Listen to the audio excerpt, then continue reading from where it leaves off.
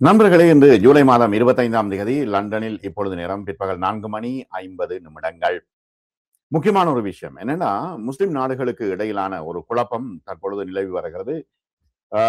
Saudi Arabia மீது ஹவுத்திகள் தாக்குதல் நடத்தி இருக்கின்றார்கள். இது மிகப்பெரிய குழப்பமாக தற்பொழுது மாறிக்கொண்டிருக்கிறது. இந்த குழப்பத்தை தான் ட்ரம்ப் எதிர்பார்த்தாரா என்கின்ற கேள்வி எழுகிறது. பிராந்திய பதட்டம் அதிகரித்துள்ள நிலையில் சவுதி அரேபியா மீதான ஏவுகணை தாக்குதலுக்கு ஈரான் ஆதரவு ஹவுத்திகள் பொறுப்பேற்றிருக்கின்றார்கள். 2 வாரங்களில் முதல் முறையாக அமெரிக்க தாக்குதல்கள் இல்லாத இரவை ஈரான் அறிவித்த நிலையில் சவுதி வான் பாதுகாப்பு அமைப்புகள் பாலிஸ்டிக் ஏவுகணைகளை இடைமறித்திருக்கின்றன. இந்த வாரம் நடந்த தாக்குதல்களுக்கு சவுதி அரேபியா மீது பதிலடி கொடுப்பதாக சூளுரைத்த பின்னர் ஹவுத்திகள் சனிக்கிழமை அன்று தெற்கு சவுதி நகரமான ஜிசான் மீது ஏவுகணை தாக்குதல் நடத்தியதாக பொறுப்பேற்றிருக்கிறார்கள். இதற்கிடையில் 2 வார அமெரிக்க தாக்குதல்களுக்கு பிறகு முதல் முறையாக சனிக்கிழமை இரவு எந்த தாக்குதலும் நடக்கவில்லை என்று ஈரான் அறிவித்திருக்கிறது. இருப்பினும் அங்கு பதட்டம் அதிகமாகவே இருக்கிறது. ஈரான் சுகாதார அமைச்சகத்தின் செய்தி தொடர்பாளர் ஹுசைன் ஹெர்மன்பூர் எக்ஸ் தளத்தில் வெளியிட்ட ஒரு பதிவில் ஈரான் இன்று அமைதியான இரவை கழித்தது என்று தெரிவித்திருக்கின்றார். ஜூன் மாதம் அமெரிக்காவுக்கும் ஈரானுக்கும் இடையிலே கையெழுத்திடப்பட்ட புரிந்துணர்வு ஒப்பந்தம் MOU 2 வாரங்களுக்கு முன்பு முறிந்ததாக தெரிவிக்கப்பட்டது. ஹோர்முஸ் நீரிணையில் எண்ணெய் கப்பல்கள் மீதான ஈரான் தாக்குதல்களை தொடர்ந்து அமெரிக்கா ஈரான் மீது தாக்குதல் நடத்தியது. இது பிராந்தியத்தில் உள்ள அமெரிக்க நட்பு நாடுகளுக்கு எதிராக ஈரான் பதிலடி கொடுக்க வழிவகுத்தது. போரின் பொழுது ஈரானால் மூடப்பட்டிருந்த நீரிணையை மீண்டும் திறப்பதற்கும் பேச்சுவார்த்தைகளுக்கு வழிவகுக்கும் வகையில் 60 நாட்களுக்கு போர் நிறுத்தத்தை ஏற்படுத்துவதற்கும் இந்த புரிந்துணர்வு ஒப்பந்தம் ஏற்படுத்தப்பட்டது. ஆனால் தற்பொழுது நடந்து வரும் தீவிரமான சண்டைகள் பேச்சுவார்த்தைகளில் முன்னேற்றத்தை தடுத்திருக்கின்றனவா என்றால் தடுத்திருக்கின்றன. போருக்கு முன்பு உலகில் 1/5 பங்கு எண்ணெய் மற்றும் எரிவாயு போக்குவரத்து மையமாக இருந்த இந்த நீரிணையை மையமாக கொண்டே தற்போதைய சண்டைகள் பெரும்பாலும் நடைபெறுகின்றன. அமெரிக்க அதிபர் டொனால்ட் ட்ரம்ப் ஈரான் மீதான தாக்குதல்களை விரிவுபடுத்துவதாக அச்சுறுத்தியிருக்கிறார். நிர்வாகம் தாக்குதல்களை அதிகரிக்க வேண்டுமா என்பதை முடிவு செய்வதற்காக வெள்ளிக்கிழமை அன்று உயர்மட்ட தேசிய பாதுகாப்பு ஆலோசகர்களுடன் அவர் சந்திப்பு நடத்தினார். ஈரானுடைய எரிசக்தி ஆலைகள் மற்றும் பாலங்கள் போன்ற பொதுமக்களின் உள்கட்டமைப்புகளையும் உள்ளடக்கும் வகையில் ஈரானில் உள்ள இலக்குகளின் வரம்பை விரிவுபடுத்தக்கூடும் என்றும் ஈரானின் மிகப்பெரிய எண்ணெய் ஏற்றுமதி முனையங்களில் ஒன்றான காக்தீவை கைப்பற்றுவதற்காக ஒரு தரைவழி நடவடிக்கையை தொடங்கக்கூடும் என்றும் அவர் எச்சரிக்கை விடுத்தார். நாம் இப்பொழுது சொல்வது போலவே தொடர்ந்து செல்வது ஒரு இராணுவ ரீதியாக வெளியேறும் வழியாகும் என்றும் இராணுவ ஆய்வாளர்கள் சொல்கின்றார்கள். நாம் இன்னும் கடுமையான நடவடிக்கைகளை எடுக்கலாம், அது அவர்களிடம் உள்ள ஈரானிடம் உள்ள அனைத்தையும் தகர்த்துவிடும் என்று ட்ரம்ப் தற்பொழுது சபதம் செய்கின்றார். அல்லது ஒரு ஒப்பந்தத்துக்கு வாருங்கள் என்று ட்ரம்ப் வெள்ளிக்கிழமை அன்று செய்தியாளர்களிடம் சொன்னார். ஈரானை நோக்கி எதிர்கால தாக்குதல்களில் இருந்து தங்களை பாதுகாத்துக் கொள்வதற்காக அமெரிக்க இராணுவ தளங்களை கொண்டுள்ள வளைகுடா நாடுகளின் குடிமக்கள் அந்த தளங்களில் இருந்து விலகி இருக்குமாறு ஈரான் எச்சரிக்கை விடுத்திருக்கிறது. சண்டைகள் நடந்த போதிலும் ஈரானுடனான பேச்சுவார்த்தைகள் நன்றாக சென்று கொண்டிருப்பதாக வெள்ளிக்கிழமை ட்ரம்ப் சொன்னார். இதுவரை நாம் கண்டதிலேயே மிகவும் தீவிரமான பேச்சுவார்த்தைகள் நடைபெறுகின்றன என்றும் சொன்னார். எவ்வாறாவது ஈரானை பேச்சுவார்த்தைக்குள் இழுத்து அமெரிக்க தளங்களை பாதுகாக்க வேண்டிய நிலையில் ட்ரம்ப் இருக்கின்றார். அமெரிக்காவின் அணுகுமுறை மிக முக்கியமான ஒரு கட்டத்தில் இருக்கிறது.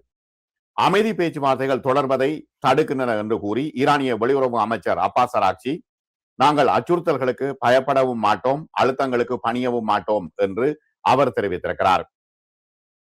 ஈரானிய துறைமுகங்கள் மீதான தனது முற்றுகையை மீறியதாக கூறி ஓமான் வளைகுடாவில் ஒரு வர்த்தக கப்பல் மீது அமெரிக்கா துப்பாக்கி சூடு நடத்தியதால் நீரிணையின் மீதான பதட்டம் தொடர்ந்தது.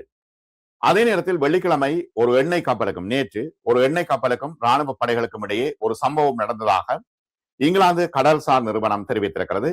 ஆனால் அதற்கு காரணமான தரப்பினரை கடல்சார் நிறுவனம் குறிப்பிடவில்லை. இதற்கிடையில் ஜிசானில் உள்ள சவுதி அரம்கோ சுத்திகரிப்பு ஆலை மீதான தாக்குதல்களுக்கு பிறகு அங்கு மிகப்பெரிய புகை மூட்டம் எழுவதை காட்டும் சமூக ஊடக காணொளிகள் வெளியாகின. சனிக்கிழமை அன்று யெமனில் இருந்து ஏவப்பட்ட 2 பாலிஸ்டிக் ஏவுகணைகளை சவுதி அரேபியாவின் வான் பாதுகாப்பு அமைப்புகள் இடைமறித்ததாக ராய்ட்டர்ஸும் செய்தி வெளியிட்டிருக்கிறது. செங்கடலில் உள்ள யான்புவில் இருக்கும் எண்ணெய் சுத்திகரிப்பு நிலையங்களை இந்த தாக்குதல்கள் குறிவைத்திருக்கின்றன. அதே நேரத்தில் யெமன் எல்லையை ஒட்டியுள்ள ஜிசான் துறைமுக நகரத்திற்கும் சவுதி குடிமை பாதுகாப்பு எச்சரிக்கை விடுத்திருக்கிறது. அங்கும் தாக்குதல் நடத்தப்படக்கூடும் என்று எச்சரிக்கை விடுத்திருக்கிறது. சவுதி எண்ணெய் நிறுவனமான அரம்கோவுக்கு சொந்தமான ஜிசானில் ஒரு சுத்திகரிப்பு நிலையம் அதிகமாக தாக்கப்பட்டு அங்கு கரும் புகை வெளியேறுவதை காட்டும் காணொளிகள் வெளியாகி இருக்கின்றன. ஹுதைதாவில் உள்ள ஒரு கடற்படை தளத்தையும் கெமரான் தீவில் உள்ள ராணுவ முகாமையும் சவுதி அரேபியா குறிவைத்ததாக யமன் பாதுகாப்பு வட்டாரம் ஒன்று ஏஜென்சி பிரான்ஸ் பிரஸிடம் தெரிவித்திருக்கிறது. சவுதியும் இங்கு தாக்குதல் நடத்துகிறது யமனில். இந்த தாக்குதல்கள் ஒரு ஆபத்தான பதட்ட அதிகரிப்பு என்று ஹவுத்திகள் தெரிவித்திருக்கிறார்கள்.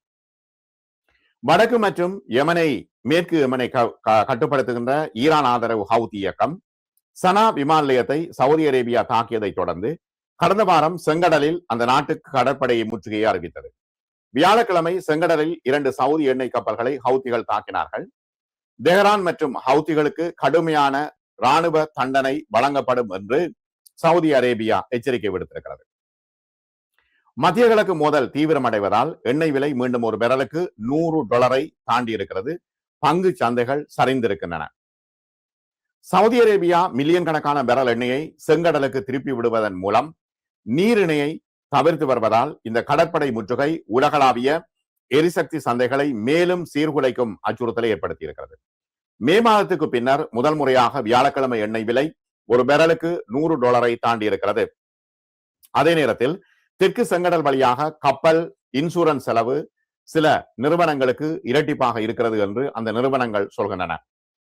சவுதி ஹவுத்தி மோதலுக்கு இராணுவ தீர்வு இல்லை என்றும் அது பழைய தகராறுகளில் வேரூன்றி இருக்கிறது என்றும் ஈரான் வெளியுறவு அமைச்சர் அப்பாஸ் அராக்சி இன்று தெரிவித்திருக்கிறார்.